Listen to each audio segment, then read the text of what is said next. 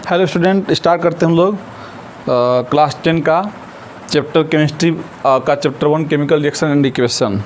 तो देखिए उसमें हम लोग देखते हैं चैप्टर का नाम है केमिकल रिएक्शन एंड इक्वेशन।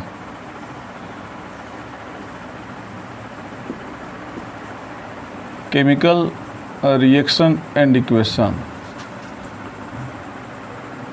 क्या करेंगे इसमें, क्या क्या इसमें बातें हैं तो देखेंगे। आपको इस चैप्टर से बहुत बेसिक मिलेगा केमिस्ट्री का। पहले तो देखिए समझिए कि केमिकल रिएक्शन क्या होता है।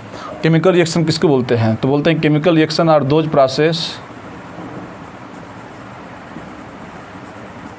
Chemical reactions are those process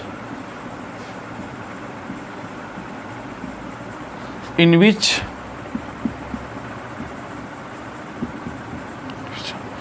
a new substance form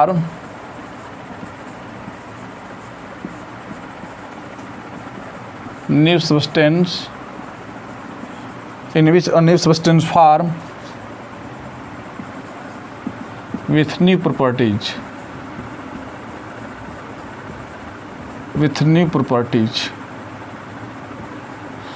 देखिए तो केमिकल रिएक्शन ऐसा प्रोसेस जिसमें कोई भी एक नया सब्सटेंस बनेगा। जैसे मान लीजिए अगर मैग्नीशियम को आप ऑक्सीजन में बर्न करते हैं, मैग्नीशियम क्या है? सॉलिड है, अब ऑक्सीजन क्या है? गैस है।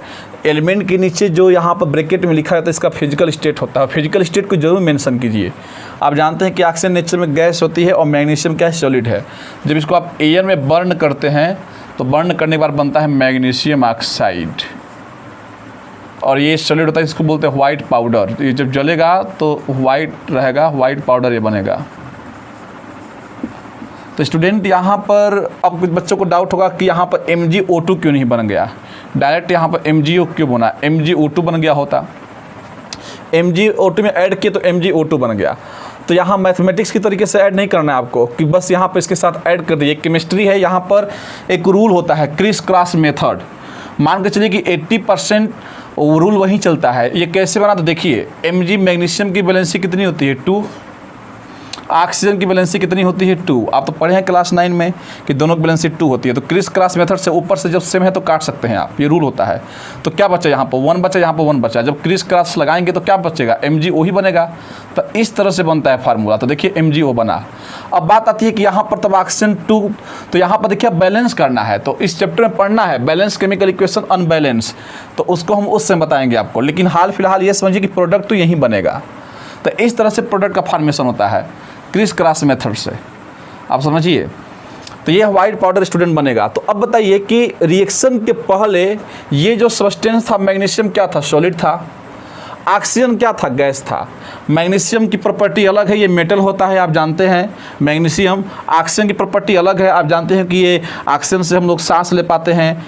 और तो आखिर इन दोनों की प्रॉपर्टी अलग है, लेकिन जो मैग्नीशियम सल्फाइड जो बना व्हाइट पाउडर ये बिल्कुल अलग बन गया, इसकी प्रॉपर्टी से मैच करेगी नहीं। तो क्या है? केमिकल रिएक्शन ऐसा प्रोसेस जिसमें कोई एक न्यू सब्सटेंस बनेगा। देखिए ये जो सब्सटेंस बना है इससे बिल्कुल अलग है और विथ न्यू प्रॉपर्टीज, इसकी प्रॉपर्टी भी नहीं होगी। रिएक्शन के पहले ये केमिकल एरो जो है इसका, ये केमिकल रिएक्शन का एरो होता है। यहाँ पर रिएक्शन के पहले लेफ्ट हैंड साइड में जितने भी सब्सटेंस आप लोगे इसको रिएक्टेंट बोलते हैं। That substance which take parts in a chemical reaction is called reactants. ये रिएक्टेंट्स कहलाएंगे। और in a chemical reaction the substance form in a chemical reaction is called product. इसको क्या बोलते हैं? प्रोडक्ट। तो हो सकता है कि प्रोडक्ट 1 बने, 2 बने, 3 बने, बहुत सारे बन सकते हैं प्रोडक्ट, ऐसा नहीं है। और रिएक्टेंट भी बहुत सारे हो सकते हैं। तो इसको रिएक्टेंट बोलते हैं, इसको प्रोडक्ट बोलते हैं। अब बात आती है कि क्या जो केमिकल रिएक्शन होता है केवल आप साइंस के लेबोरेटरी में ही करा सकते हो, साइंस की जो लैब है उसी में ये करा सकते हो? नहीं। देखिए तो हम लोग के बॉडी में भी केमिकल रिएक्शन होता है। जैसे रेस्पायरेशन आप ले रहे हो, सांस ले रहे हो, डाइजेशन ऑफ फूड डाइजेस्ट हो जाता है, वो भी क्या है? केमिकली रिएक्शन होता है। केमिकली तरीके से बॉडी के अंदर ग्लूकोज, आप कोई भी फूड लेते हो तो वो ग्लूकोज के रूप में स्टोर होता है और बाद में जब वो ब्रेक डाउन होता है तो वो डाइजेस्ट जब करता है तो आप जानते हो कि ये जो रिएक्शंस हैं, जैसे मान लीजिए formation of curd from milk, milk से जो कर्ड बन गया वो भी क्या है, केमिकल रिएक्शन है, क्योंकि वो केमिकल चेंज है और जहाँ पर केमिकल चेंज लगेगा उसी का केमिकल रिएक्शन बनेगा। तो ऐसा नहीं है, आप डेली लाइफ में बहुत ऐसी चीज़ें देखते हो जहाँ पर केमिकली हो रहा है। ये कोई जरूरी नहीं कि साइंस के लैब में ही केवल केमिकल रिएक्शन हो, हम लोग डेली लाइफ में भी देखते हैं केमिकल रिएक्शन चलता है। तो अब स्टूडेंट इसमें केमिकल रिएक्शन एंड इक्वेशन में आपको हेडिंग आता है कैरेक्टरिस्टिक्स ऑफ केमिकल रिएक्शन। तो केमिकल रिएक्शन की कुछ कैरेक्टरिस्टिक्स हैं, जैसे केमिकल रिएक्शन के बाद हो सकता है कि जब केमिकल रिएक्शन हो तो केमिकल रिएक्शन में टेम्परेचर बढ़ जाए, हो सकता है कि केमिकल रिएक्शन में कोई गैस बाहर निकल जाए, इवोल्यूशन ऑफ गैस, हो सकता है कि जो रिएक्टेंट में आप सब्सटेंस लिए थे उसका कलर अलग है, बाद में जो आए उसका कलर अलग हो जाएगा, तो कलर भी चेंज हो सकता है। हो सकता है कि यहाँ रिएक्शन में जो आप रिएक्टेंट में लिए थे बाद में जो प्रोडक्ट बने उसका प्रेसिपिटेट बन जाए। अभी समझेंगे प्रेसिपिटेट क्या होता है। स्टूडेंट एक और एग्जांपल लेते हैं, जैसे देखिए H2+O2, H2+O2, आप जानते हैं कि H2+O2 यहाँ पर O2 गैस है, हाइड्रोजन भी गैस है। अगर इसका हम लोग रिएक्शन कराते हैं तो आप जानते हैं कि हाइड्रोजन और ऑक्सीजन जब मिलता है तो वाटर बनता है और ये नेचर में लिक्विड होता है। तो आप बताइए कि यहाँ पर रिएक्शन के पहले हाइड्रोजन की प्रॉपर्टी बिल्कुल अलग है। आप जानते हैं कि हाइड्रोजन को लोग आज फ्यूल के रूप में यूज करते हैं। हाइड्रोजन का फ्यूल यूज करके जो इलेक्ट्रिक जो वैन से चलाई जा रही हैं, तो हाइड्रोजन तो आने वाले समय में एक फ्यूचर का अच्छा फ्यूल माना जाएगा। ऑक्सीजन आप जानते ही हैं, तो ये दोनों गैस है, लेकिन ये देखिए लिक्विड बन गया।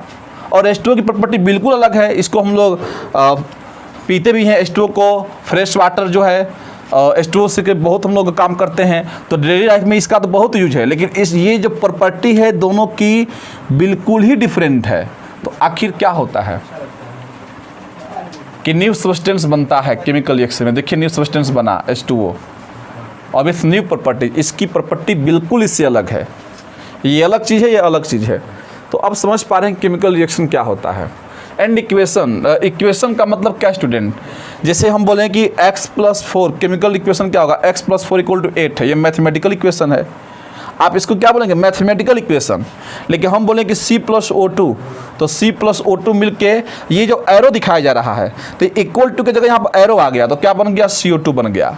तो सुनिए इक्वेशन का मतलब क्या होता है कि LHS और RHS होने चाहिए। यहाँ भी देखिए LHS RHS है कि नहीं, LHS वाले को रिएक्टेंट बोलते हैं और RHS वाले को प्रोडक्ट बोलते हैं। और LHS और RHS को सेपरेट करने की जो बाउंड्री है, ये एरो है, इसको बोलते हैं आपका केमिकल एरो।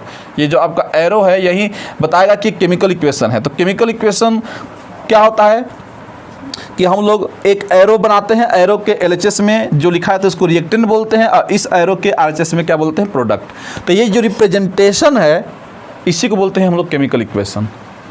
तो बस स्टूडेंट सिंपल है, ये मैथमेटिकल इक्वेशन है, ये केमिकल इक्वेशन है। तो आप समझ पा रहे हैं कि केमिकल इक्वेशन का मीनिंग क्या है।